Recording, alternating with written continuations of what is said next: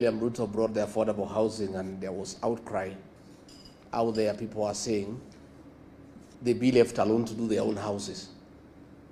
And I had a conversation with him, and he says, no, we need houses. And I told him, Mwai Kibaki did a lot of housing, but not the actual construction. The government did not have a housing program. All Mwai Kibaki did was to open up the bypasses, provide infrastructure in terms of sewage, electricity, and water. And the private sector, on its own, build houses all over Nairobi. And they are there for everybody to see. There is no need for government to compete with the private sector to put up houses. The work of government is not to do houses, it's to provide services. And of course, he said, I'm not Mwai Kibaki, I will do things differently.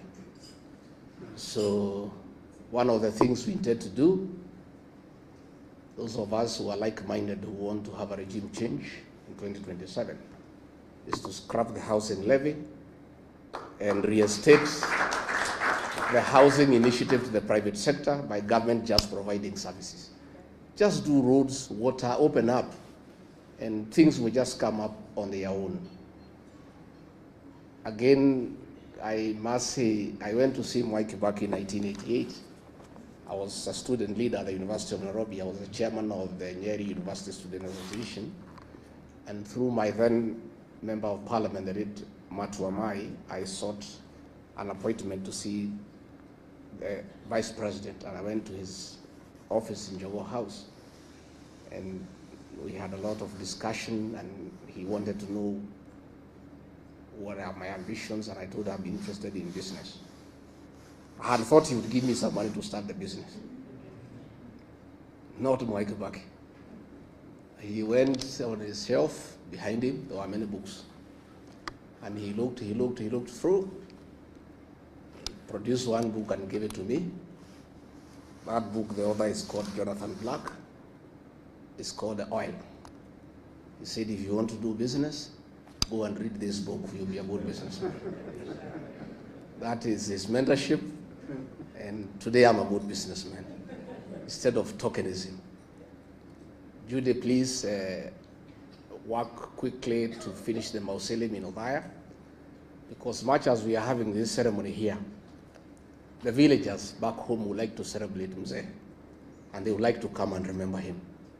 And since we cannot bring them here to Nairobi to listen to Professor Kagwanja and foreign policy, they would just like to come to Othaya just to remember the old man for what he did for the people of Othaya, for what he did for the people of this country. Professor Kagwanja, thank you. On the foreign policy, you have told us Mwai Kibaki, his foreign policy was based on the best interest for this country. The other day I talked about our foreign policy in Sudan that is driven by commercial interest. And I saw one of the Ruto flower girls yesterday trying to lecture me that I shouldn't talk about it because I sold to some constitution.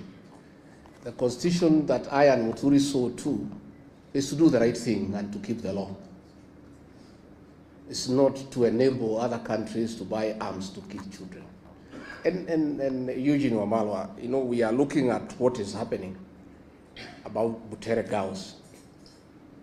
We are unable to understand what is this viciousness against children by the present government. Even the colonial government that was very brutal, it never went for the children. Mzungu, they were very brutal, but they spared the children.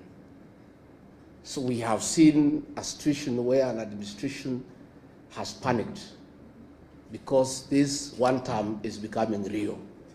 So they have gone berserk. They have gone berserk, and they are now fighting shadows, including schoolgirls. From 2 girls, from 3 girls. These are harmless girls. How fluid is your government if girls can bring it down? Girls. Surely. You know. So when you look at the situation in the Sudan, we are allowing gold to be processed in Kenya and guns to be smuggled through Nairobi to go and kill children in the Sudan. So we are asking, what is this bile against young children? We saw the killing of the Gen Zs, the abductions of young children. What is this bile against innocent young children? So as we move on, let's pray for the country. And Ambassador, again, to shukuru wewe. Now I'm looking at General Gachagua here, and I want to say, if General Gachagua was the director of NIS, that play would not have been banned in Nakuru if it had to be banned. Because it came all the way from the sub-county, nobody noticed. It went to the county, nobody noticed. It went to the region and it became number 3, nobody noticed. They only noticed about it in Nakuru, in the finals, because of a failed intelligence system. You know, that will not happen.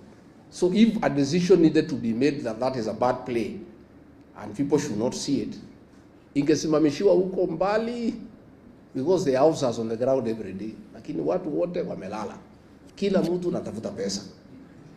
Hii serikali ni ya biashara. Watu ya intelligence wanatafuta biashara, watu ya polisi wanatafuta biashara, rais mwenyewe anatafuta biashara. Sasa, you know, these are things that would make Mwai Kibaki turn in his grave.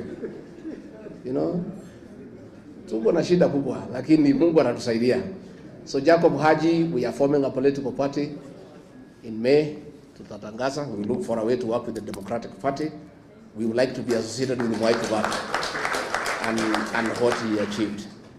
Wacha ni introduce huyu Ketu Waruguru, simama, pigia makofi. Huyu mrembo ya Laikipia.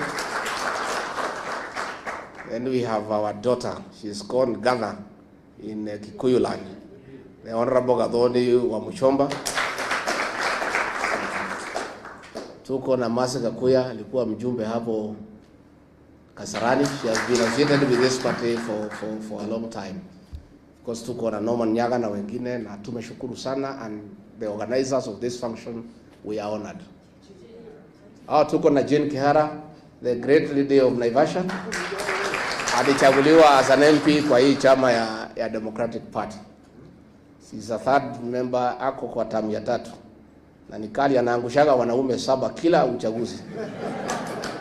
Wote wanaweka chini. These strong women, they are strong people. So tumeshukuru sana, and thank you very much, and asanteni sana Ambassador Muthaura and your team that supported Mwai Kibaki. We honor you because you made him great by serving him well and helping him to steer this country, even as he advanced in age. You know, his things were going very, very well. But again, it is him who gave you the opportunity and allowed you to work. Asanteni sana. Thank you very much. Haya, mupige makofi. The people deputy president. Sio ndio hiyo? Yeye sio mtu kuandikwa, alichaguliwa na wananchi. Simpige makofi basi tusikie. Haya, asante sana. Now hata mimi mnipigie sasa makofi sababu nimemaliza shughuli yangu. I'll now hand over to